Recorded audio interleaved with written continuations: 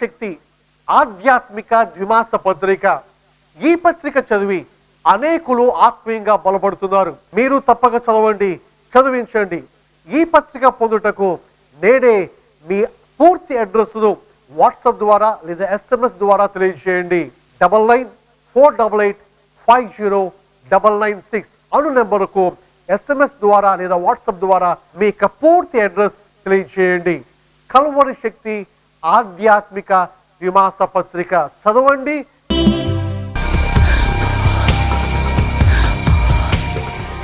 పరిశుద్ధ బైబిల్ గ్రంథంలో నుండి ద్వితీయోపదేశ కాండము 26వ అధ్యాయము 16వ వచనము. ఈ కట్టడలను విధులను గైకొనమని నీ దేవుడైన యెహోవా నీకు ఆజ్ఞాపించి ఉన్నాడు కనుక నీవు నీ పూర్ణ హృదయముతోనూ నీ పూర్ణ ఆత్మతోనూ వాటిని అనుసరించి నడుచుకొనవలెను. హల్లెలూయా. ఆత్మీయంగా ఆధ్యాత్మికంగా విధేయత అనే మాటకు అర్థం ఏంటంటే దేవుని యొక్క వాక్యము విని వాక్యమును విశ్వసించి వాక్యానుసారముగా మనం జీవించడమే. దీని యొక్క మాటకు లోబడి జీవించడము. And God is very much interested in obedience, in our obedience. మన యొక్క విధేయత ఎందుకు దేవుడు ఎంతగానో ఆసక్తి నిలుపుతున్నాడు. ఆయన ఏదేను తోట నుండి ఆదాముని తరిమివేశాడు దేవుడు. ఎందుకో తెలుసా? అవిధేయత. ఆదాము యొక్క అవిధేయతను బట్టి దేవుడు ఆదాముని హవ్వని తరిమివేశాడు. కాబట్టి ఈ రోజున విధేయత ఎంత ప్రాముఖ్యతో ప్రతి ఒక్కరము గ్రహించవలసి ఉన్న ఈ కట్టడలను విధులను గైకొనమని నీ దేవుడు యెహోవా నీకు ఆజ్ఞాపించుచున్నాడు. The commandment of God. ప్రతి ఒక్కరితో దేవుడు మాట్లాడుతున్నాడు, ఆజ్ఞాపిస్తున్నాడు. ఏంటో తెలుసా? వాక్యం వినగానే సరిపోదు, వాక్యానుసారంగా మన జీవితం ఉండాలి. వాక్యానుసారంగా మన జీవితాన్ని కట్టుకోవలసి ఉన్నా. రేపు ఎగ్జామ్ అంటే పుస్తకం తెచ్చి తల కింద పెట్టుకొని పడుకుంటే ఎగ్జామ్లో పాస్ అయిపోతామా? కాదు కదా. చదవాలి, చదివితే అప్పుడు రాస్తాం మనం కదా. మన జీవితం కూడా ఎలా ఉండదు తెలుసు? It should be practical. వాక్యం వింటున్నా వాక్యానుసారంగా జీవించకపోతే ఉపయోగం ఉందండి. డాక్టర్ దగ్గరికి వెళ్తాం, ప్రిస్క్రిప్షన్ తీసుకున్నాం, మందులు కొనుక్కున్నాం, జోబులో పెట్టుకుంటే జబ్బు తగ్గిపోతుందా? కాదు కదా. మందులు వేసుకుంటే కదా జబ్బు తగ్గేది. దీనికి వాక్యం అంతే. వాక్యం వినగానే సరిపోదు, వాక్యానుసారంగా మన జీవితం కట్టుకోకపోతే what is the use of being a Christian? నువ్వు క్రైస్తవుడిగా ఉండటం వల్ల ఉపయోగం ఉంది. ఈ రోజున ప్రభువు మనతో మాట్లాడుతున్నాడు. దేవుడు ఆజ్ఞాపిస్తున్నాడు, ఈ కట్టడలను విధులను గైకొనమని చెప్పి దేవుడు యెహోవా నీకు ఆజ్ఞాపిస్తుండగా, ప్రియమైన దేవుని బిడ్డ, వాక్యం వింటున్నా నీవు వాక్యానుసారంగా నువ్వు జీవిస్తున్నావా? దీనికి ఆజ్ఞ ప్రకారం జీవించిన వాడంట ఎలాంటి వాడో తెలుసా? అట్టి వాడు అబద్ధికుడు అంటున్నాడు దేవాది దేవుడు. ఆజ్ఞను విసర్జించేవాడు, ఆజ్ఞానుసారంగా జీవించిన వాడు అబద్ధికుడు అని దేవుని యొక్క వాక్యము తెలియజేస్తుండగా, ఈ రోజున మనము వాక్యానుసారంగా మనం జీవిద్దాం. నేను చెప్పు మాటల ప్రకారము చేయక ప్రభువా ప్రభువా అని నన్ను పిలువట ఎందుకు అంటున్నాడు యేసయ్య. దీని యొక్క మాటలకు విధేయులుగా మనం జీవిస్తున్నామా? దీని యొక్క మాటలను అంగీకరిస్తున్నామా? ఇవే మాటలను రాజైన దావీదు తన యొక్క కుమారుడైన సొలొమోనుకి చెప్తున్నాడు. ఒక రాజు తన కుమారుడితో చెప్తున్న యొక్క మాటలు చూడండి, హౌ ఇంట్రెస్టింగ్ దే ఆర్. రాజుల మొదటి గ్రంథము 2వ అధ్యాయము 3వ వచనం మనం చూస్తే, రాజుల మొదటి గ్రంథము 2వ అధ్యాయం 3వ వచనంలో, దేవుని కట్టడలను, ఆయన న్యాయ విధులను, శాసనములను గైకొనము.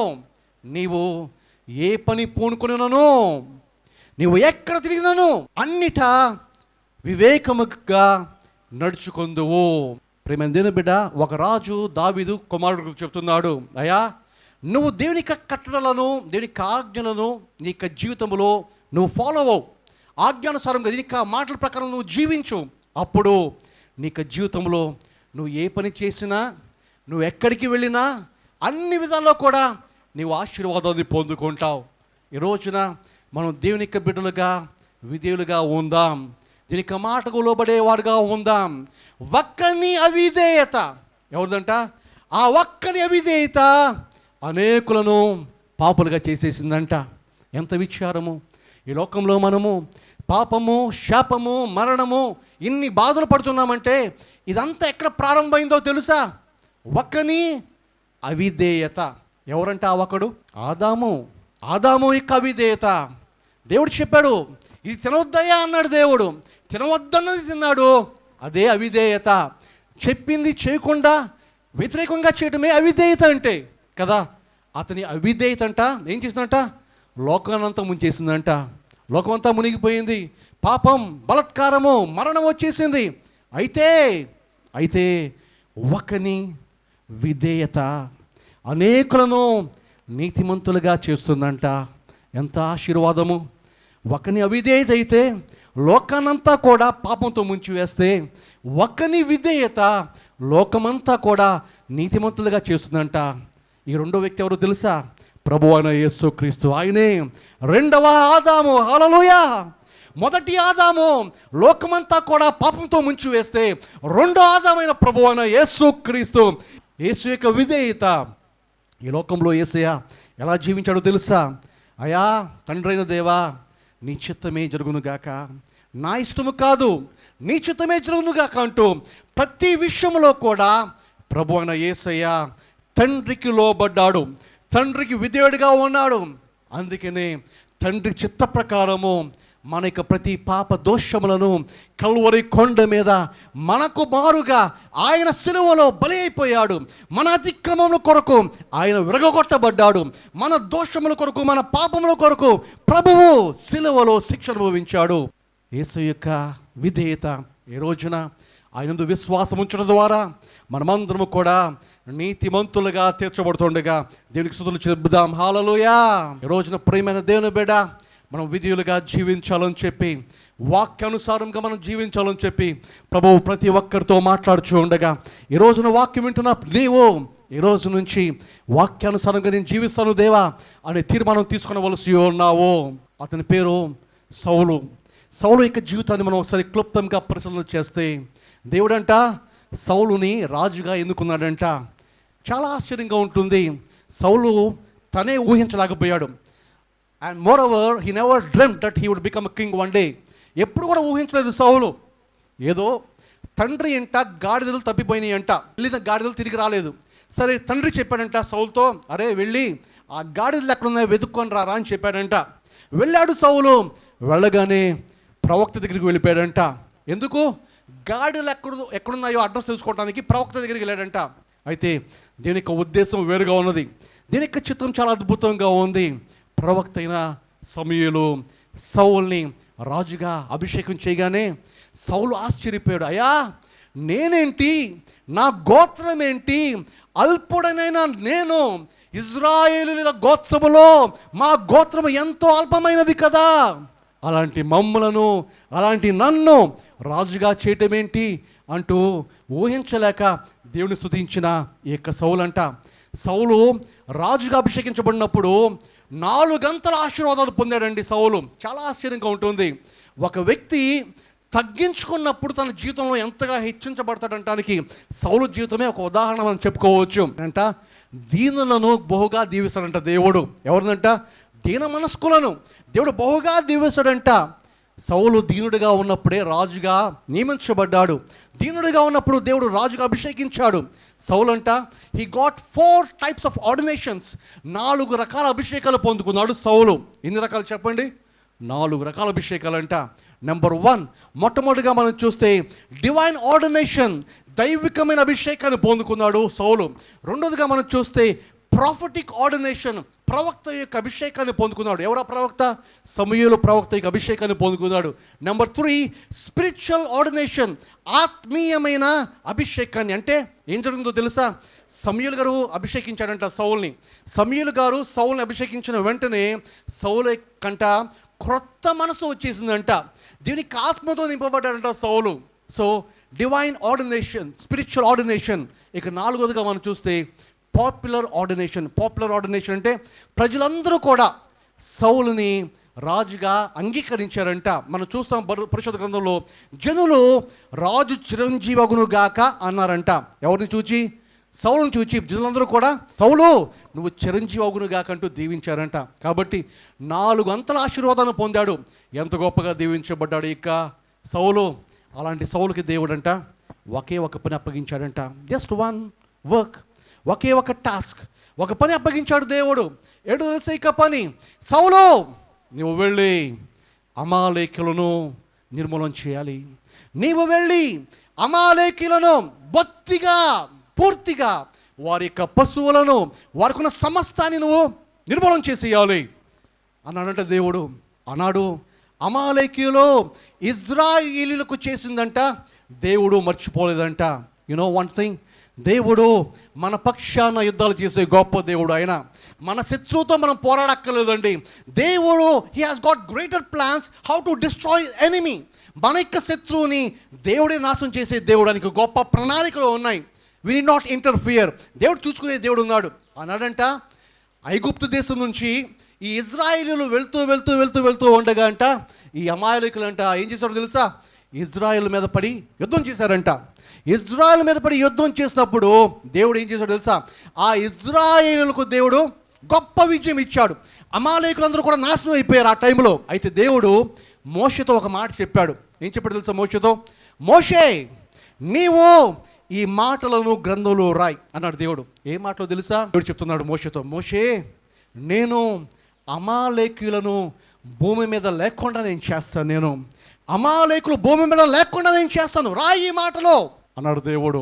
ఈ మాటలు మరి ముఖ్యంగా మన ప్రభువు మర్చిపోయే దేవుడు కాదు. సరే, కాలం కొనసాగుతూ ఉంది, కాలం కదులుతూ ఉన్నది కదా, వెళ్తూ ఉన్నదంట. ఆ సమయంలో న్యాయాధిపతుల కాలం అయిపోయింది. ఇప్పుడు మొట్టమొదటి రాజు ఎవరు?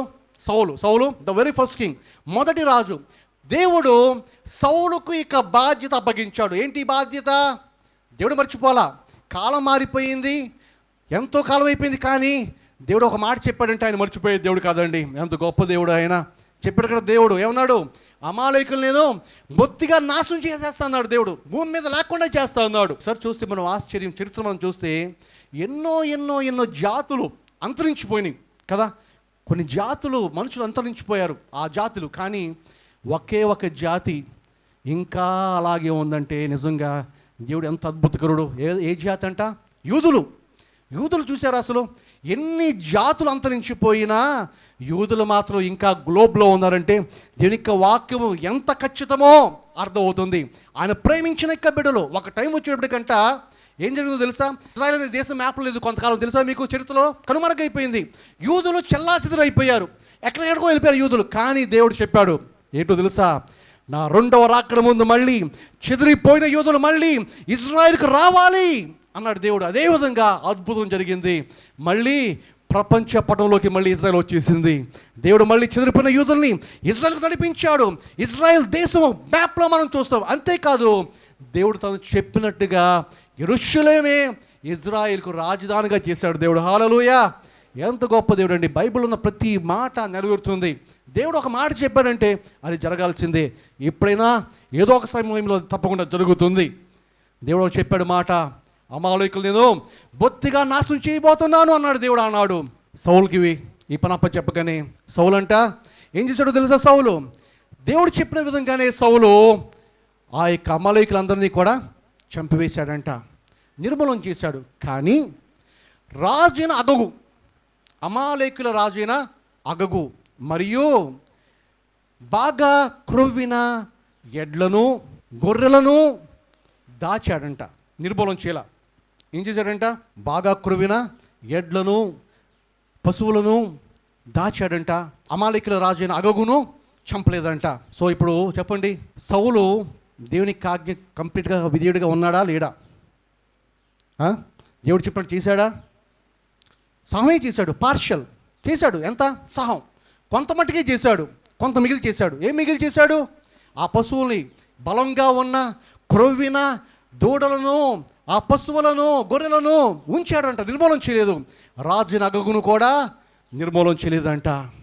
ఆ రాత్రి వేళ దేవుడంట ఎంతో దుఃఖపడ్డాడంట, ఎంతో దుఃఖపడ్డాడు దేవుడు. సమూయేలు ప్రవక్తతో దేవుడు మాట్లాడుతున్న ఇక మాటలు మనం తప్పకుండా బైబిల్ గ్రంథంలో చూడాల్సిందే. చూద్దాం. మొదటి సమూయేలు గ్రంథము 15వ అధ్యాయము 11వ వచనం మనం చూస్తే దేవుడు మాట్లాడుతున్నాడు సమూయేలు ప్రవక్తతో. అంటున్నాడు కదా, సౌలు నన్ను అనుసరింపక వెనుక తీసి నా ఆజ్ఞలను గైకొనకపోయాను గనుక అతనిని రాజుగా నిర్ణయించినందుకు నేను పశ్చాత్తాపపడుచున్నాను. దేవుడు పశ్చాత్తాపడ్డాడంట, దేవుడు దుఃఖపడ్డాడంట. అయ్యో, why did I make Saul king? నేను సౌల్ని ఎందుకు రాజుగా చేశాను? సౌలు నా ఆజ్ఞలను గైకొన పోయెను. సౌలు నా యొక్క ఆజ్ఞలను గైకొనకపోయెను. రోజు దేవుడు మనతో మాట్లాడుతున్న ఇక మాట ఏంటి? ఈ కట్టడలను విధులను గైకొనమని నీ దేవుడు నా యెహోవా ఆజ్ఞాపించుచున్నాడు గనుక నీ పూర్ణ హృదయముతోనూ నీ పూర్ణ ఆత్మతోనూ వాటిని అనుసరించి నడుచుకునవలెను. దేవుడు కోరుకుంటుంది ఏంటో తెలుసా? ఆయన ఆజ్ఞలన్నిటికీ కూడా అన్నిటికీ విధులుగా ఉండాలి. మనకు నచ్చినాటికి కాదు, మనం కొన్ని చేసి కొన్ని చేయకపోవటం కాదు, అన్నిటికీ మనం విధులుగా ఉండాలి. కానీ సౌలంట దీనికి ఆజ్ఞలు అన్నీ కూడా గైకొనలేదంట. దీనికి ఆజ్ఞలు గైకొనలేదు. దేవుడు ఎంతగానో ఆ రాత్రి వేళ దుఃఖపడ్డాడంట. రాత్రంతా కూడా సమూయేలు గారు ప్రార్థనలో గడిపాడంట. దేవుని ఎదుట ప్రార్థనలో గడిపి, అయ్యా సౌలుని క్షమించండి అయ్యా అంటూ ప్రార్థన చేశాడంట. ద వెరీ నెక్స్ట్ డే, ఆ తర్వాత రోజు వెంటనే మార్నింగ్ సమూయేలు సౌలుని వెతుక్కుంటూ వెళ్ళాడు. సౌలు ఎత్తుకు వెళ్ళగానే సౌలు ఏం చెప్పాడో తెలుసా? అయ్యా సమూయేలు, యెహోవా ఆజ్ఞను నేను నెరవేర్చితిని అన్నాడంట. ఏమన్నాడు సౌలు? యెహోవా ఆజ్ఞను నేను నెరవేర్చితిని. చూడండి, రాత్రి వేళ దేవుడు ఏం చెప్పాడు సమూయేలుతో? సమూయేలు, సౌలు నా ఆజ్ఞలను నెరవేర్చలేదు. మార్నింగ్ వచ్చేటప్పటికి సౌలు ఏమంటున్నాడు? అయ్యా సమూయేలు, నేను దేవునికి ఆజ్ఞను నెరవేర్చాను అనగానే సమూయేలు అంటాడు కదా, అలాగైతే నాకు వినబడుచున్న గొర్రెల అరుపులు, ఎడ్ల రంకెలు ఎక్కడి నుంచి వస్తున్నాయి? ఏంటయ్యా నువ్వు మాట్లాడుతుంది? నాకు వినపడుతున్నాయి, చూసావా? ఆ గొర్రెల రంకెలు, ఎడ్ల రంకెలు ఎక్కడి నుంచి వస్తున్నాయి? బహుశా సౌలు వాటిని ఎక్కడో దూరంగా ఉంచి కట్టేసి ఉండవచ్చు, కానీ అవంట ఆ సౌండ్, అవి చేసే సౌండ్, ఆ రంకెలు ఇంకా సమూయేలు చెవులో వినబడుతున్నాయంట. దేవునికి కనుమరుగైనది ఏది లేదు. ఆయన సమస్తాన్ని చూస్తున్న దేవుడు. హల్లెలూయా! ఆయన మనం చూస్తున్న దేవుడు మనతో మాట్లాడుతున్నాడు ఈ రోజున. ప్రియమైన దేవుని బిడ్డ, దీని ఆజ్ఞలకు మనం లోబడి జీవిస్తున్నామా? ఆయన మాటలకు విధేయులుగా మనం జీవిస్తున్నామా? ప్రభువు చూస్తూ ఉన్నాడు. సౌలు యొక్క జీవితంలో చాలా పొరపాటు జరిగిపోయింది. సౌలు చేసిన ఇక్క పొరపాటు సమూయేలు సౌలుతో చెప్తున్న ఇక్క మాటలు చూడండి. సమూయేలు అంటున్నాడు కదా, 22వ వచనం మనం చూస్తే, అందుకు సమూయేలు తాను సెలవిచ్చిన ఆజ్ఞను ఒకడు గైకొనుట వలన యెహోవా సంతోషించినట్లు ఒకడు దహన బలులను అర్పించుట వలన ఆయన సంతోషించునా? ఆలోచించుము. బలులు అర్పించుట కంటే ఆజ్ఞను గైకొనుటయు, పొట్టేళ్ళు క్రొవ్వు అర్పించుట కంటే మాట వినుటయు శ్రేష్టము. ఈ రోజున ఇది నేర్చుకుందాం. ఈ మాటలు మీరు బైబిల్లో అండర్లైన్ చేసుకోండి. దేవుడు ఏది మెచ్చుకుంటున్నాడో చూస్తారా? మన బహుమతులు కాదు, మన యొక్క సంపద కాదు, మన యొక్క కానుకలు కాదు. దేవునికి కావాల్సింది ఏంటో తెలుసా? దేవునికి కావాల్సింది ఆజ్ఞ గైకొనుట, ఆజ్ఞ గైకొనుట, మాట వినుట. ఇదే శ్రేష్టము. ఆజ్ఞ గైకొనుట, మాట వినుట. వింటున్నారా? దీనికి ఆ మాట వింటున్నారా? ప్రేమైన దీని బిడ్డ, వాక్యానుసారంగా నువ్వు జీవిస్తున్నావా? వెంటనే సౌలు యొక్క జీవితంలో ఏమైందో తెలుసా? దేవుడంట సౌలును రాజుగా ఉండకుండా తృణీకరించేశాడంట దేవుడు. ఎంత భయంకరము! సౌలును రాజుగా ఉండకుండా దేవుడు విసర్జించేశాడంట. ఎలాంటి సౌలు ఎలాంటి అయిపోయాడు? దేవుడు ఒక రాజునే విసర్జించేస్తే మనం ఏ పార్టీ వాళ్ళమండి? ఆలోచించండి. దేవుని యొక్క మాట వినకుండా ఉంటే మన జీవితంలో ఎంతవరకు క్షేమం ఉంటుంది? ఒక గొప్ప రాజు, ఇజ్రాయెల్కు రాజుగా ఉన్న సౌలుని దేవుడు తీసి పక్కన పెట్టేశాడంట. తీసి పక్కన పెట్టేసి ఎవరికి ఇచ్చారు ఆధిక్యత? ఒక గొర్రెల కాపరిగా ఉన్న దావీదుకి ఇచ్చేశాడు దేవుడు ఆధిక్యత. ఈ రోజున నీవైనా నేనైనా సరే దేవుని యొక్క మాటకు లోబడకపోతే జాగ్రత్త, మన జీవితంలో ఆశీర్వాదం ఉండదు. ఈరోజు మనం విధేయులుగా జీవిద్దాం. ఒక్కని విధేయత లోకమంతా కూడా అనేకులను నీతిమంతులుగా చేస్తూ ఉండగా ఆ ప్రభువైన యేసు ఎదుగు మనం వద్దాం. మనం నీతిమంతులుగా తీర్చబడదాం. ప్రభువు ద్వారా మనం రక్షణ పొందిన మనము దీనికి వాక్యానికి లోబడి జీవిద్దాం. విధేయులుగా మనం జీవిద్దాం. There are many blessings when we obey the word of God. దీనికి వాక్యానికి విధేయులుగా మనం ఉండటం వల్ల అనేక ఆశీర్వాదాలు మనం చూస్తాం. కొన్ని విషయాలు మనం క్లుప్తంగా మనం చూస్తే దేవుని యొక్క మాటకు విధేయులుగా మనం జీవించడం వల్ల what are the blessings that we gain by being obedient to God.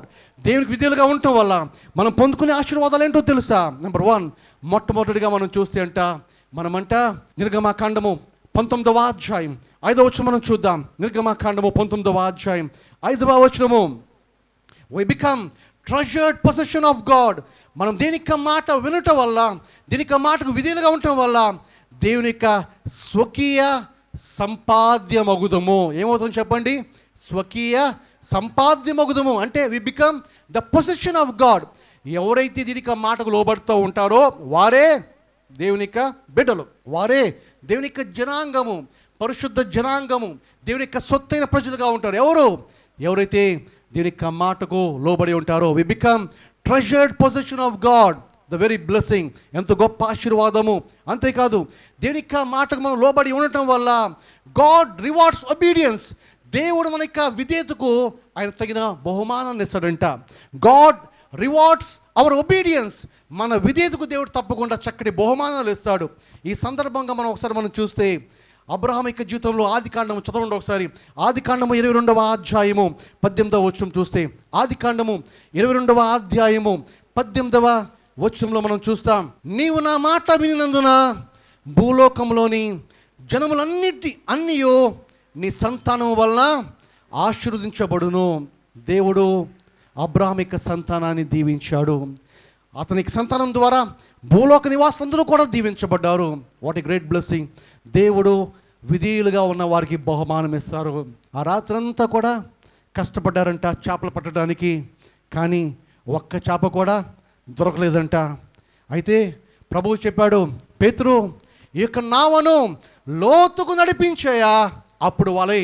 ఈ నావను లోతుకు నడిపించు, అప్పుడు వలై అన్నాడు ప్రభువు. పేతురు చెప్పాడంట, ప్రభువా రాత్రంతా మేము కష్టపడ్డాము కానీ ఒక్క చేప కూడా మేము పట్టలేదు, కానీ నీవు మాట చెప్పావు కదా, నీ మాట చెప్పున, నీ మాటకు విధేయుడై వెళ్తున్నాను నేను అన్నాడంట పేతురు. లోపలికి వెళ్ళాడు, ఒక్కసారి వల వేశాడంట. ఒక్క వల వేయగానే విస్తారమైన చేపలు. ఎన్ని చేపలు తెలుసా? 2 నావలు పట్టినాయంట. 2 నావలు చేపలతో నిండిపోయినాయంట. ఎంత సమృద్ధి! దీనికి మాటకు నువ్వు లోబడితే, దీనికి మాటకు నువ్వు విధేయుడిగా ఉంటే నీ జీవితంలో అంత ఆశీర్వాదాలు నువ్వు చూస్తావు. God will reward your obedience. దేవుడు తప్పకుండా నీ యొక్క విధేయతకు తప్పకుండా ఆయన బహుమానాన్ని ఇస్తాడు. నువ్వు దీనికి స్వకీయ సంపాదనగా ఉంటావు. అంతేకాదు దేవుని యొక్క వాక్యానికి మనం లోబడి మనం జీవిస్తే, దీని యొక్క వాక్యానికి మనం లోబడి జీవించినప్పుడు గొప్ప ఆశీర్వాదం ఏంటో తెలుసా? చూద్దాం. రోమీయులకు రాసిన పత్రిక 6వ అధ్యాయము 17-18 వచనాలు. రోమీయులకు రాసిన పత్రిక 6వ అధ్యాయం 17-18 వచనాల్లో, మీరు పాపమునకు దాసులై ఉంటిరి కానీ ఏ ఉపదేశ క్రమమునకు మీరు అప్పగింపబడుతురో దానికి హృదయపూర్వకంగా లోబడిన వారై పాపము నుండి విమోచించబడి నీతికి దాసులైతిరి. ఈ మాటలో మనం చూస్తే ఎవరైతే దేవుని యొక్క మాటలకు, ఆయన యొక్క ఉపదేశానికి లోబడి ఉంటారో అట్టి వారినంట ప్రభువు పాపము నుండి విమోచించి నీతిమంతులుగా చేస్తా అంటున్నాడు దేవుడు. అంతేకాదు దేవుని యొక్క మాటలకు విధేయులుగా ఉన్నప్పుడు మన యొక్క జీవితాల్లో నిత్య రక్షణ మనం పొందుకుంటాం. నిత్య రక్షణ హెబ్రీయులకు రాసిన పత్రిక 5వ అధ్యాయం 9వ వచనంలో మనం చూస్తాం, విధేయులైన వారికి ఆయన నిత్య రక్షణను అనుగ్రహించును, ఆయన నిత్య రక్షణ అనుగ్రహించును. అదేవిధంగా మనం చూస్తే అపోస్తలుల కార్యములు 5వ అధ్యాయం 32వ వచనంలో, గాడ్ గివ్స్ హోలీ స్పిరిట్. అట్టి వారికి పరిశుద్ధాత్మని ఇస్తాడు దేవుడు. ఎవరికి? విధేయులైన వారికి దేవుడు పరిశుద్ధాత్మను అనుగ్రహిస్తాడు. ఎన్ని ఆశీర్వాదాలు! వింటున్నారా? మనం స్వకీయ సంపాద్యంగా మనం మారుతాం. దేవుని యొక్క బహుమానాలు మనం పొందుకుంటాం. నిత్యరక్షణ మనం పొందుకుంటాం. పాపం నుంచి విమోచించబడతాం. పరిశుద్ధాత్మ శక్తితో మనం నింపబడతాం. ఇన్ని ఆశీర్వాదాలు మనకు తోడుగా ఉండగా మనం దేవుని యొక్క మాటకు విధులుగా మనం జీవిద్దామా? ప్రభు మనల్ని కోరుకుంటున్నది ఇదొక్కటే అంట. ఇదొక్కటే ప్రభు అడుగుతున్నాడు. ఏంటో తెలుసా? ఆయన వాక్యముకు విధేయులం అమ్ముంటున్నాడు.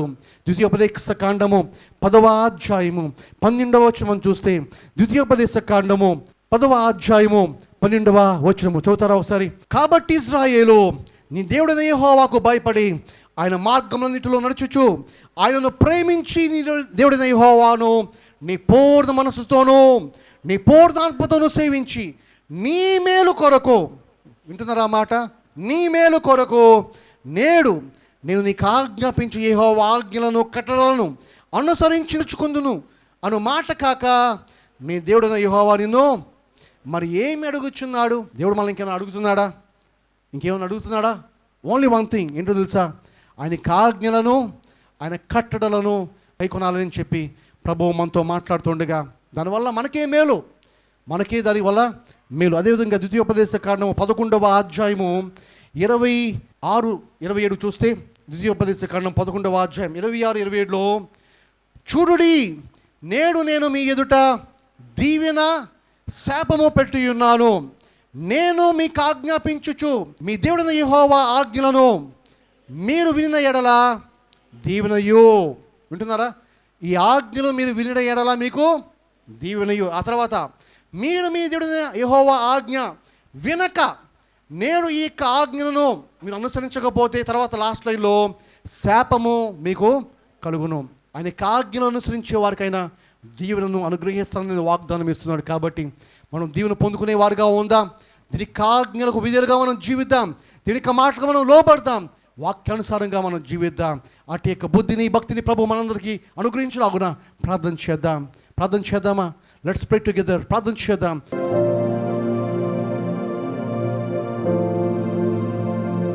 పరిశుద్ధుడా, మహాగణుడా, యేసయ్యా నీకే స్తుతులు స్తోత్రాలు చెల్లిస్తాము నా తండ్రి. అయా విడిచిపెట్టకూడదు మహాభాగ్యమైన పరలోక రాజ్యాన్ని విడిచావు నా తండ్రి. ఈ లోకంలో నా తండ్రి చిత్తానికి లోబడి మీరు జీవించారయ్యా. విధేయత అంటే ఏంటో మాకు నేర్పించారు తండ్రి.